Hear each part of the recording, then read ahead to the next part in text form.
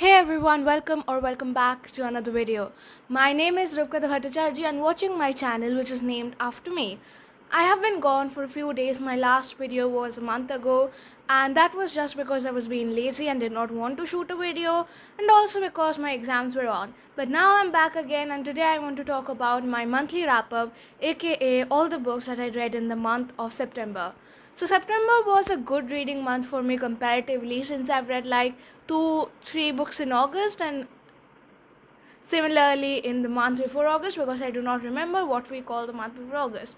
July, yes, I read like 3 books in July too. I was actually not hoping to read so many books that I did in September because my examinations were on, but I ended up reading like 8 or more books in the month of August. So the first book that I read was I Was Born for This by Alice Oseman. Now, usually Alice Oseman does not disappoint, but this book was kinda disappointing. I rated it 3 stars and let us talk about it. So I Was Born for This talks about follows our protagonist Angel Rahimi, who is going to go to the show of her favorite band, The Ark. Now, Angel's whole personality, her whole life, and everything revolves around this one boy band that she is just obsessed with. She has even made online friends who talk to her about this band. And now, as she moves into I don't remember where. I just don't remember where. It's a city in London. She's going to the city in London and she's going to live with one of her friends, her online friends, who loves the art equally, or so Angel thought. Now, Jimmy is a member of this band, the Ark, and Jimmy's life is not exactly how his fans like to imagine. Sure, he has money, sure, he has fame, but is he happy doing what he does? He is not. He has lack of privacy, a lot of mental health issues to deal with, as well as severe OCD that makes him imagine things that are not likely to happen. Now, when Angel and Jimmy's worlds collide, both of them end up learning a lot more about each of their own sides. Jimmy learns about life from the perspective of his fangirl, where Angel learns about the life from the perspective of the person she has been glamorizing, idealizing all this long. Now, usually Alice Oseman's books are pretty relatable. I loved reading Loveless, I loved reading Solitaire. Heartstopper is one of my favorite book series, but this one just did not feel relevant. I mean, yeah, I do know people who have spent their whole lives glamorizing a band, talking about it, their whole personality revolves around it, but the chances of meeting your idol and doing all these sorts of adventures with your idol is quite unlikely, and I felt like there was just no need for this book. Usually, Alice Oseman's books follow a pattern. There's a self-discovery moment, there's the conclusion, and there's the beginning, but this one just lacked everything. It just felt like a drawn out prologue. Overall, I would have rated it less than 3 stars even if Alice Oseman did not have the ability to write such wonderful characters that they do. Alice Oseman writes wonderful characters, and surely they use their powers in this book as well. Jimmy and Angel felt really realistic characters. Everything they said, everything that they did was somehow very humanistic, and instead of feeling like characters, they did feel like they were actual people, that they were people that I had talked to every day. They were people that I could have possibly known in real life. Overall, this was not a bad read, but it was just plain disappointing. It felt like a drawn out prologue that had no purpose.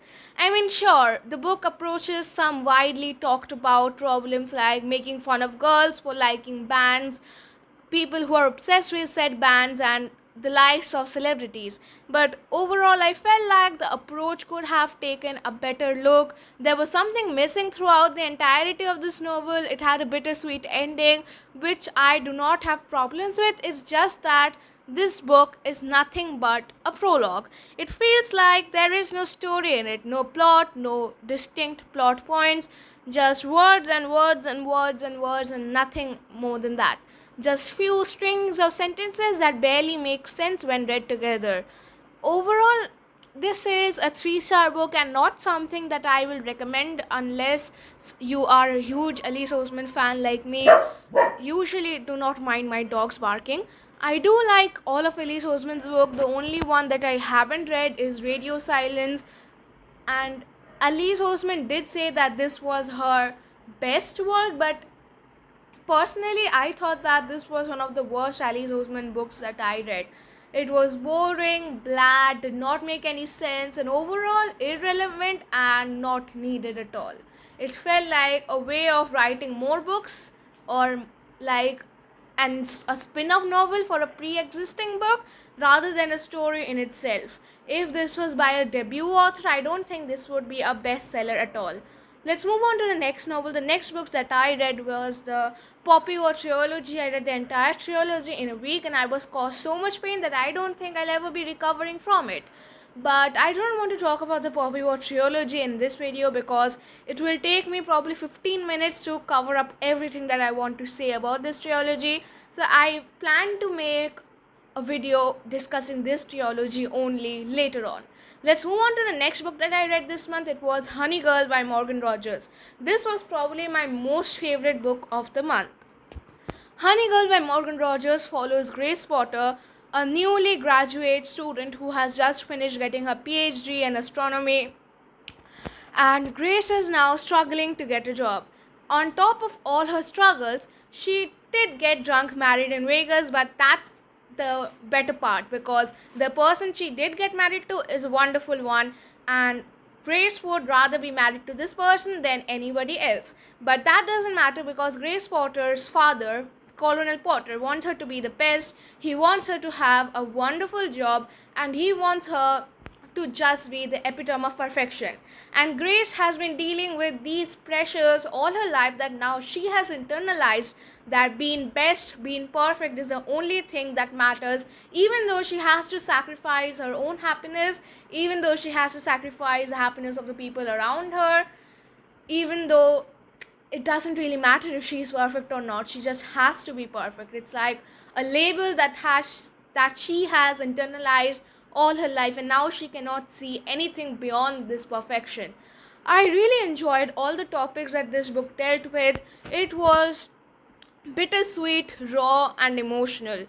So first of all, the book deals with institutional racism as well as racism in academics. Grace goes through all the stages of her life where there are people who are continuously ridiculing her, questioning her works. Even some of the job interviewers proceeded to say that Grace's thesis or the research work that she did during her PhD was not actually done by Grace but by her professor. She was questioned by everyone just because of the color of her skin, and also because she was a member of the Black Student Organization and the Pride Organization during her university and PhD days. Characters in this book were amazing. I loved characterization. Grace herself was a distinct voice. Everything about this was perfect. Grace's wife, Yuki, who is a Japanese immigrant, if I'm not wrong. I think I may be wrong, so let's just call her an Asian immigrant living in Portland. Now, Yuki is an eccentric character. She runs a radio show for lonely creatures, and that is how Grace, after getting married to Yuki in Vegas, Reef discovers where Yuki lives. Yuki lives with her three people who are equally as interesting, even though they do not have a huge role in the book. Whereas Grace also has two roommates and two of her other best friends who are equally as interesting characters, and each one of them has their own voice. They are definitely people you think you have met in your life, people instead of book characters. They are raw, emotional, and they just feel like they really exist. Instead of everyone sounding monotonous and the exact copy of each other, Morgan Rogers has written it so perfectly that I felt like every character was alive in front of me, and sort of like I was watching a movie instead of reading a book. Next up, I wanted to talk about Morgan Rogers' writing style. It can only be called unique. She has this poetic language, wonderful writing style, but if you're not a fan of flowery writing, I would not recommend it to you. Personally, I love reading flowery writing. It's one of my favorite things to read about metaphors, similes, etc. etc. I love them. I love when an author really has a way with words, for the lack of a better word. and that is something that I usually crave, especially while reading contemporary novels, and I was very satisfied while reading Honey Girl by Morgan Rogers. Now, I did not rate it 5 out of 5 stars, I rated it 4.5 stars because there is this repetition of words.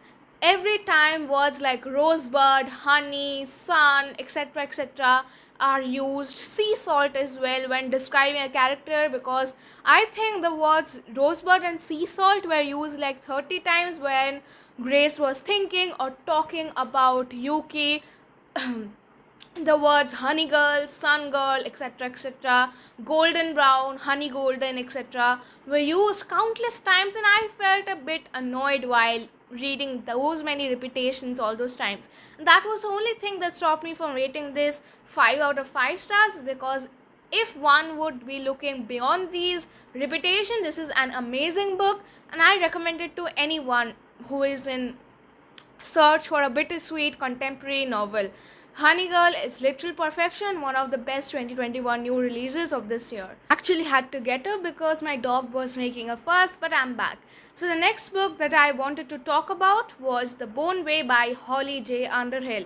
The Boneway is an Orpheus Eurydice retelling, but sapphic and with a twist. So The Boneway follows Tegan, whose wife Cresside has gone missing. Cresside has embarked on a quest to the Boneway, which is a deadly kingdom ruled by the Shadow Queen, and a place where no one has ever made it out alive or sane. So Tegan is now on a quest to rescue her wife from this dark kingdom, but ignoring the fact that Cresside had gone in there to save Tegan's life only, because Tegan has been injected or infected by a lethal poison that is slowly killing her, and the cure is only available through a bargain with the Shadow Queen. Now, this was not exactly what I was expecting while reading an Orpheus Eurydice retelling. Don't get me wrong, I really love this book. It's 4.5 stars. Just that I did not feel like it was true to the sense of the actual myth. We all know the myth is a tragedy, while this one was a bit not present in the fields area. Overall, The Boneway is an extremely good book. It's a short read too. It's like 100 pages on my mobile. And it was definitely something that was enjoyable, but just not very much. I rated it 4 stars. 1 star was not there because I felt like some of the places in this book or some of the areas of the writing were bleak at best and the lines were blurry. We had no explanation for the magic system in the book, which was pretty intriguing. I would like to have learnt in more depth about the magic system, but obviously it was a short book, so we did not get that. Overall, The Boneway was a perfect read for people who are looking for something short, something sweet, and something interesting as well. And it's also a good read for those who are interested in Greek myths, especially Orpheus and Eurydice's myth, which is one of my personal favorites too. Next book that I read this month was The Terracotta Bride by Zencho. I may be pronouncing that wrong, please correct me if I am. So The Terracotta Bride is inspired from the Chinese afterlife and the Chinese gods, and also the timing or the setting of this book is quite bleak, because our main character talks about some effects of colonialism. She talks about how white people have established churches in China, but again, it is not very clear if this is the 20th century or before that. I am not really sure about what era this is set in. Overall, the book follows our main character who is dead. That is not a spoiler because this book is set in the Chinese afterlife. It is inspired from a lot of Chinese myths. So our character, she is married to one of hell's officials. Now, hell in the Chinese afterlife, or hell, has 9 places. So it is a wonderful place. People with money and people with power can live in hell as long as they want and not be reincarnated, because reincarnation means forgetting all their previous memories, all the money they had in their previous lives, etc., etc. And the status of a person in hell means depends on their descendants burning things for them. For instance, if someone's descendant burns a car for them, they get that car in the afterlife. Now, our main character has been married to a rich man in the afterlife, and things have been pretty good for her until this rich man brings home a terracotta bride. A bride who is not really human but also not robot. A woman who is almost infant like in her curiosity of the world, but also sinister like, because what she does is something that no human can ever achieve. It was as if she was made to be a bride. She was literally created instead of being born as a human. She is a robot or a body made out of terracotta. Now, our main character feels herself drawn with morbid curiosity towards this terracotta bride, and the whole story revolves around our main character trying to make sense of our terracotta bride as well as everything that is going on in this hellish form of afterlife. Alright. Now, the Terracotta Bride is a very interesting concept. I rated it 3 stars because it's a very short book, and even in such a short book, nothing much happens. The main characters all go through a series of dialogues. There are like 3 scene changes, and then the book's over. I know it's a small book, so I should rate it accordingly, but I just felt like this is such an interesting idea that it should have been developed more, it should have been written about more, and we should have at least be given a more insight about the setting, the era. Zencho's writing style is not something special. It's just plain. The only thing that shines out in this book is the concept. It's widely interesting, intriguing, and I would have loved to read more about it, but sadly, I did not get to read more about it because this book is barely 73 pages. Overall, this is not something I would usually recommend unless you're in the mood for a short, interesting novella. It was a good read, but just not for me. I think I should stick to reading bigger books than smaller books. The next what I read were a few graphic novels. I read On a Sunbeam by Tilly Walden. On a Sunbeam was Tilly Walden is a very interesting book, but I don't want to talk about it right now because I usually do not include graphic novels in my monthly wrap up, and also because this video has exceeded like 15 minutes. So this was it. This was my monthly wrap up. I will be talking about The Poppy War, On a Sunbeam, and the last book that I read this month, which was a Tea Dragon Festival, later on in my other videos. So if you do not want to miss these, be sure to like, share and subscribe and hit the bell icon so you'll be the first one to watch all my videos. Next, I'll be talking about my posting schedules. I have been at booktubing for a year now. I mean, October 11th was the time I posted my first video, but now all those videos I deleted them because I was going through a phase. Okay, I'll not elaborate, I'm sorry. The only thing I can say is my previous videos were quite embarrassing, so I deleted them and decided to start afresh. So I'll be posting videos every Saturday, which will be 4 videos a month. I'll post the second Saturday of a month will be book rec videos, and the last Saturday of a month will be the monthly wrap-ups. So that's just a very simple schedule. It's also flexible, so if I miss a video a Saturday, I can just post on Sunday or a Monday. So that's it for today. I hope you liked this video. If you did, don't forget to like, share and subscribe, and leave a comment down below because comments are always encouraged. So thank you for watching. Be safe during this pandemic, and goodbye.